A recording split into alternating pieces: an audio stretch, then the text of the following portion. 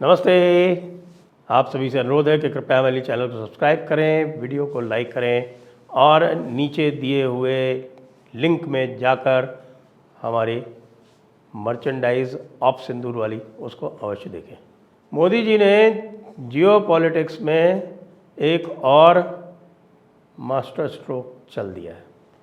अब आप लोग कहेंगे कि साहब ये क्या, हर चीज़ मास्टर स्ट्रोक होती है क्या? अब मैं आपको उसका पहले एक्सप्लेनेशन देता हूँ। जब मैं आपको एक्सप्लेनेशन दूंगा तो आप समझ जाएंगे कि साहब कैसा ये एक मास्टर स्ट्रोक है या नहीं है। ये आप ही तय कर लीजिएगा और तय करके मुझे बता दीजिएगा। बात यूँ है कि साहब कि मोदी जी जा रहे हैं G7 में। अच्छा, उसके पहले अभी जो एक आपने देखा कि जब ऑपरेशन सिंदूर हो रहा था तो पाकिस्तान के साथ कौन कौन खड़ा था? चाइना, टर्की, अज़रबैजान, ये 3 खड़े हुए थे।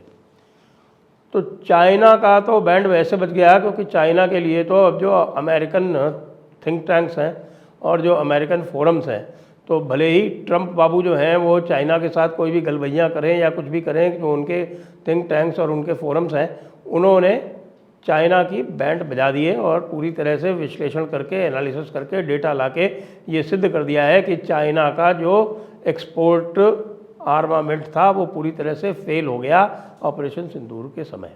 तो चाइना का तो बैंड गया बज। चाइना का बैंड वैसे भी बज गया क्योंकि भारत ने अब चाइना को आंखें दिखाना आरंभ कर दिया है। और भारत वैसे भी फिलीपींस को ब्रह्मोस बेच रहा है, बाकी लोगों के लिए भी उसने कह दिया है कि भाई आ जाओ, जिसको भी चाहिए ले जाओ। क्योंकि ये तो पक्का हो गया कि चाइना का जो सारा रेडार और एयर डिफेंस सिस्टम है वो ब्रह्मोस के सामने बेकार है। ये बिल्कुल परफेक्टली पता चल गया। दूसरे कौन से साहब? टर्की और अज़रबैजान। इन लोगों ने मिलके, चाइना, टर्की, अज़रबैजान ने मिलके एक रफ़ाल के विरुद्ध एक ज़बरदस्त षड्यंत्र रचा और बदनाम करने का प्रयास किया कि साहब ये रफ़ाल जो है वो हमने गिरा दिया और चाइना का जो ये J-10-2C था इसने कमाल कर दिया, इसने PL-15 मिसाइल से उड़ा दिया रफ़ाल को। अब J-10 जो है इनका, उसकी पास जो PL-15 मिसाइल्स थी उसकी 15, केवल 15 मिसाइल भारत ने इकट्ठी की हैं, जो कि बिना किसी टारगेट को हिट करके और नीचे गिर गई। और सेल्फ डिस्ट्रक्ट भी इनके यहाँ, इनमें नहीं था सेल्फ डिस्ट्रक्टिंग मैकेनिज्म। वो सारी की सारी भारत को साबित मिल गई, जिसमें से एक में तो उनका जो सीकर होता है, जो कि उसका सबसे इम्पॉर्टेंट पार्ट होता है, और जो टारगेटिंग करता है वो भी बिल्कुल सही सलामत मिल गया सब कुछ। तो अब भारत जो है उसकी रिवर्स इंजीनियरिंग कर रहा है और अमेरिका भी कह रहा है कि साहब हमको ये दे दो, फ्रांस भी मांग रहा है हमको ये दे दो, ताइवान भी मांग रहा है कि साहब हमको ये दे दो। ताइवान जो है वो भारत का आकाश सिस्टम भी मांग रहा है। ताइवान जो भारत का D4 सिस्टम है, D4 एंटी ड्रोन सिस्टम है, तो ड्रोन डिटेक्ट, डिटर, डिस्ट्रॉय, ये उसका D4 का पूरा फॉर्म है, वो भी मांग रहा है। तो रफ़ाल का जहाँ तक प्रश्न है, ये दासो एविएशन के एक एक्सपर्ट ने आज ही ये लिख दिया है और आ गया है कि साहब कि एक भी रफ़ाल को कुछ नहीं हुआ, सारे रफ़ाल बेस पर सही सलामत निकले। और हुआ इसका ठीक उल्टा कि इनकी जो भी P-15 मिसाइल्स इन्होंने चलाई थी वो सारी की सारी P-15 मिसाइल्स जो रफ़ाल थे उनका जो स्पेक्ट्रा इलेक्ट्रॉनिक वॉरफेयर सूट होता है, उस इलेक्ट्रॉनिक वॉरफेयर सूट ने इस सारी P-15 को जैम कर दिया और इसीलिए आपने 15 PL-15 जो है वो खेतों में पाई। अब मोदी जी इसी रफ़ाल के मैसेज को आगे बढ़ा रहे हैं। ग्रीस ने 24 रफ़ाल खरीदने का एक इरादा ऑपरेशन सिंदूर के बाद पुख्ता किया। कैसे?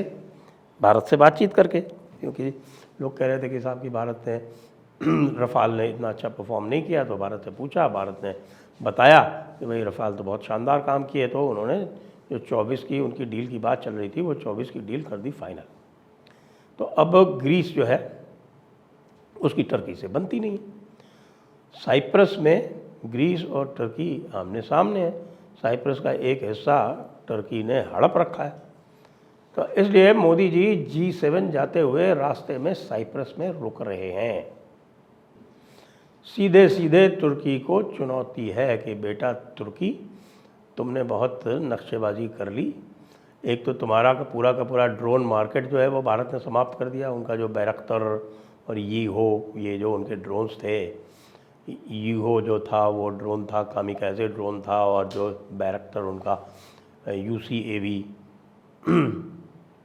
अनमैन्ड कॉम्बैट एरियल व्हीकल, जो कि बहुत प्रसिद्ध हो गया था जब आर्मीनिया में उसने सफलतापूर्वक आर्मीनिया की पूरी जो आर्मर्ड रेजिमेंट थी और टैंक रेजिमेंट्स थी उनको नष्ट करके, और आर्मीनिया को नागोर्नो काराबाख जो एनक्लेव थी उससे निकलने पर विवश किया था। तो आर्मीनिया ने पहले से ही भारत से ख़रीदना चालू कर रखा था। उसने भारत से आकाश सिस्टम कर ही रखा था। अब उन्होंने आकाश की जो एक्सटेंडेड रेंज वाली है वो ले ली है। पिनाका का ऑर्डर कर दिया है। पिनाका के साथ साथ अब भारत से वो कह रहा है कि साहब हमको सुखोई भी दे दो, हमको एंटी ड्रोन भी दे दो, हमको आपके ड्रोन भी दे दो। अब सब कुछ जो आपके पास है वो हमें चाहिए, मुँह मांगे दाम लो। भारत ने कहा तथास्तु, ले जाओ और घेरेबंदी करो अज़रबैजान की। अज़रबैजान से थोड़ा बहुत जो तेल लिया करता था भारत, वो भी उसने कर दिया बंद। तो अब अज़रबैजान को, जो कि अगर सही पूछा जाए तो पिद्दी न पिद्दी का शोरबा, उसको कोई लेना देना नहीं था भारत और पाकिस्तान के इस झगड़े में, लेकिन वो ज़बरदस्ती कूदा। चीन का तो आप समझ सकते हो, तुर्की का भी आप समझ सकते हो, क्योंकि तुर्की को अपना सामान बेचना था। तुर्की बहुत खुश है क्योंकि चाइना का जो एयर डिफेंस सिस्टम है वो कमज़ोर पाया गया, तो तुर्की के पास पहुंच गया पाकिस्तान कि भाई तुम्हारा जो एंटी एयर डिफेंस सिस्टम है उसको दे दो तुम एयर डिफेंस सिस्टम को। अमेरिका जो है वो नाराज़ है कि सब जगह से इधर उधर से बात कर रहे हो, हमसे नहीं कर रहे हो, हमसे ले लो एयर डिफेंस सिस्टम। पाकिस्तान ने कहा हुजूर लोन दोगे या फ्री में दोगे? जवाब आया यहाँ फ्री में कुछ नहीं मिलता, पैसे नकद रखो और ले जाओ। तो पाकिस्तान ने कहा हुजूर पैसे वैसे तो है नहीं, इससे तो हम चाइना से इसीलिए तो लेते हैं कि वो क्रेडिट दे देता है, लोन दे देता है, इजी टर्म्स दे देता है, सस्ता भी कर देता है, हमको यूज़ ज़रूर करता है वो एक ट्रेनिंग ग्राउंड और ट्रायल ग्राउंड की तरह है। लेकिन ये सब चीज़ें जो है वो दे दिवा देता है। बताओ कहाँ हम जाएंगे? आपका F-35 आप दे रहे हो $100 मिलियन में या 80-90 मिलियन में, और सब आपका जो पूरा जो वॉरफेयर स्वीट है उसको मिला के अगर पूरी कॉस्टिंग करेंगे तो पता नहीं क्या $200-300 मिलियन आएगी एक की कीमत। तो हम भारत की तरह तो है नहीं कि 240 मिलियन पर रफ़ाल खर्च कर दिए उन्होंने। रफ़ाल की कीमत और सारी जो मिसाइल्स हैं और सारा जो वॉरफेयर स्वीट है सबको मिला के हमको तो वो $40 मिलियन का J-35 20 में दे रहा है, हम तो वो ले लेंगे, ले लेने दो। लेकिन अब भारत ग्रीस को कह रहा है कि भाई तुम रफ़ाल भी ले लो और रफ़ाल के साथ साथ तुमको हम अपनी एयर डिफेंस भी दे देंगे। भारत की एयर डिफेंस इस समय पूरे विश्व में पहले नंबर पर आ गई है, बिल्कुल 100% नंबर 1। कोई किसी प्रकार का शक व शुबा, किसी प्रकार की कोई गुंजाइश नहीं बची है कि भारत की एयर डिफेंस नंबर 1 है या नहीं है। इजराइल और US को भी भारत की एयर डिफेंस ने पीछे छोड़ दिया है। तो ये जो तुर्की की घेराबंदी की है भारत ने, आर्मीनिया, तुर्की और साइप्रस के माध्यम से,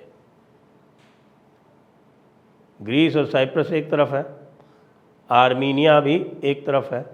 तो अब भारत ने ये पूरा एक सर्कल बना दिया है और एक घेरेबंदी कर दी है कि आर्मीनिया, ग्रीस और साइप्रस ये तीनों के तीनों भारत के प्रभाव क्षेत्र में हैं और भारत इनको सप्लाई करने जा रहा है आर्मामेंट्स, भारत इनको सप्लाई करने जा रहा है एयर डिफेंस, भारत इनको सप्लाई करने जा रहा है ड्रोन। भारत के पास अभी अपना केवल तेजस ही है और जब तक तेजस की पूरी सप्लाई भारत को स्वयं को नहीं हो जाती तब तक भारत तेजस लगता नहीं कि किसी दूसरे को ऑफ़र करेगा, लेकिन तेजस भी लोग मांग रहे हैं कि भाई तेजस ही दे दो। आर्मीनिया जैसों के लिए तो तेजस ही अज़रबैजान को ठीक करने के लिए पर्याप्त है। तो इस साइप्रस दौरे के बाद में आपको ये स्पष्ट दिख जाएगा कि मोदी जी की जो यूरोप की स्ट्रैटेजी है वो पक्की हो गई है। वो जाएंगे G7 में और आँख में आँख डाल के बात करेंगे। वहाँ पर इटली जो है वो भारत का सहयोगी है, फ्रांस भी भारत का सहयोगी है, यूके को भारत से साथ फ्री ट्रेड एग्रीमेंट चाहिए, जर्मनी उसको भी भारत के साथ बहुत कुछ चाहिए। फिर बचा कौन?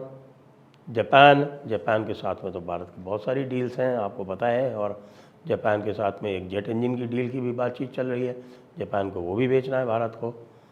बचा एक कनाडा और एक यूएस।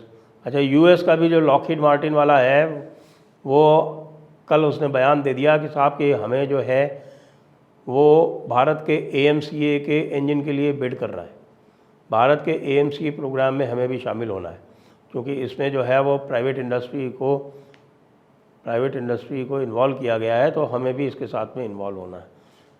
अब ट्रम्प और no Trump, everybody wants a piece of action in the Indian defence industry, और मोदी जी इसको पूरी तरह से लिवरेज कर रहे हैं। और उसका आपको साफ साफ ये दिख रहा है कि ये जो साइप्रस विजिट है ये इसी लिवरेजिंग का और इसी स्ट्रैटेजी का एक पार्ट है। जय हिंद, जय भारत, वंदे मातरम।